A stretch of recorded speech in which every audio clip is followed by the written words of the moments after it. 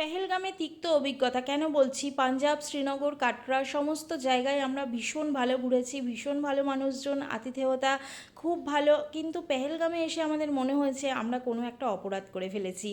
আমাদের দেখেই ওনারা কেরকম যেন একটা নাকশিট করছেন। প্রথম অপরাধ হচ্ছে আমরা কলকাতা থেকে এসেছি, আর মূল অপরাধ হচ্ছে আমরা বাঙালি।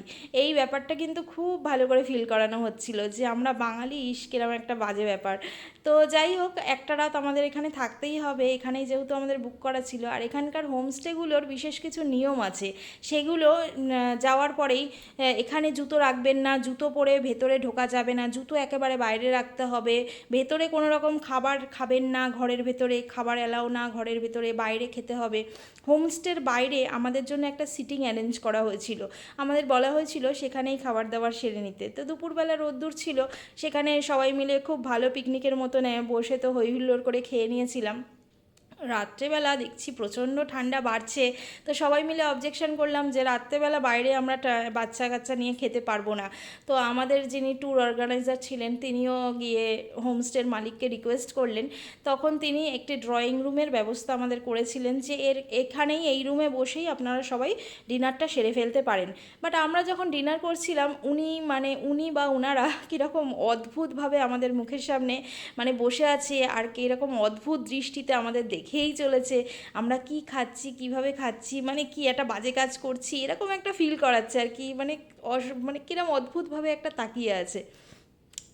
অনেকেই হয়তো বলবেন যে এই কথাগুলো আজকে কেন বলছেন, আজকে একটা বাজে ঘটনা ঘটেছে, একটা নিন্দনীয় ঘটনা ঘটেছে সেই কারণে বলছেন। হ্যাঁ, অবশ্যই সেই কারণেই বলছি। অভিজ্ঞতাটা সত্য এবং ভীষণ তিক্ত, এবং এই অভিজ্ঞতা নিয়ে আমরা ফিরে এসেছি।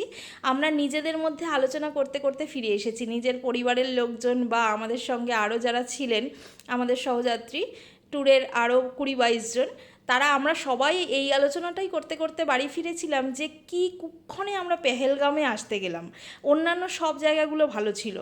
তো এই কথাটা আজকে সোশ্যাল মিডিয়ায় বলা উচিত, সেই কারণে বলছি। বা হয়তো অন্য সময় বলতাম, এইভাবে বলতাম না। বাট তিক্ত অভিজ্ঞতাটা নিজেদের মধ্যে থেকেই যেত। ডিনার করার সময় ওনাদের সঙ্গে আমাদের অনেকক্ষণ কথা হয়েছিল, হোমস্টের যারা ছিলেন আর কি, ওনাদের পরিবারের লোকজন বা মালিক যাই হোক। তো ওনাদের সঙ্গে অনেকক্ষণ তারা কোনোভাবে মানতে পারে না, হিন্দুস্থান ব্যাপারটা এটা কোনোভাবে মানতে পারে না। তাদের বক্তব্য অনুযায়ী একেবারে স্পষ্ট, তারা কোনোভাবে নাক মুখ বুজে পড়ে তো আছে হিন্দুস্তানে, বাট তাদের কাছে জান্নাত হলো পাকিস্তান, এরকম একটা ব্যাপার। তারা স্পষ্ট, এই ব্যাপারে তাদের কোনো দ্বিধাবোধ নেই এইটা বলতে। তো এটাই এই ঘটনার পরে আরও এটাই ওখানে যাওয়ার পরে আমাদের যেভাবে ফিল করানো হয়েছিল যে আমরা বাঙালি, সেরকম একটা নাক সিটকানো ব্যাপার।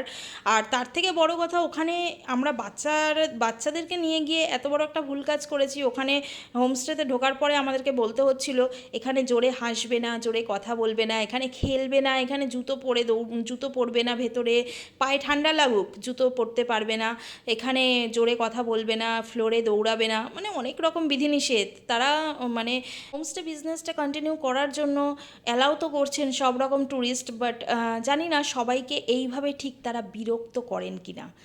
এইটা খুব ভাববার বিষয় যে এইভাবে ট্যুরিস্টদেরকে বিরক্ত করছে, রীতিমতো বিরক্ত করা। রাত থেকে সকাল অবধি যতটুকু সময় আমরা ছিলাম রীতিমতো বিরক্ত করাই বলা চলে। তো সকাল হতে হতে আমরা ওখান থেকে বেরিয়ে গেলাম। বেরিয়ে আমাদের লাগেজপত্র যতক্ষণ উঠছিল ততক্ষণ হোমস্টের বাইরেটাই আমরা একটু ঘোরাঘুরি করছিলাম। তারপর আমরা আবার পেহেলগাম ছেড়ে বেরিয়ে যাচ্ছি। সত্যি কথা বলতে শ্রীনগর ওই সাইডে প্রচুর পরিমাণে সিআরপিএফ আমাদের চোখে পড়েছিল, এখানে পড়েনি। বা বেতাব ভ্যালিতেও আমাদের সেইভাবে সিআরপিএফ চোখে পড়েনি, কেন জানি না। আর একটা কথা হচ্ছে, এই রকম ভয়ঙ্কর ঘটনা এর আগে আমরা কাশ্মীরে ঘটতে দেখেছি। তো অনেকেই বলেন টেররিজম হ্যাজ নো রিলিজিয়ান। এই কথাটা এর আগে যারা বলেছেন এই কথাটা ভুল করেও আর রিপিট করবেন না, কারণ এইটা আমাদেরকে তো খুব ভালো করে ফিল করানো হয়েছে। আর আমি একেবারে শিওর যে আমাদের মতন 1-2 মাসের মধ্যে যারা পেহেলগামে গেছেন তারা বুঝতে পেরেছেন যে সেখানকার মাটি কী বলছে।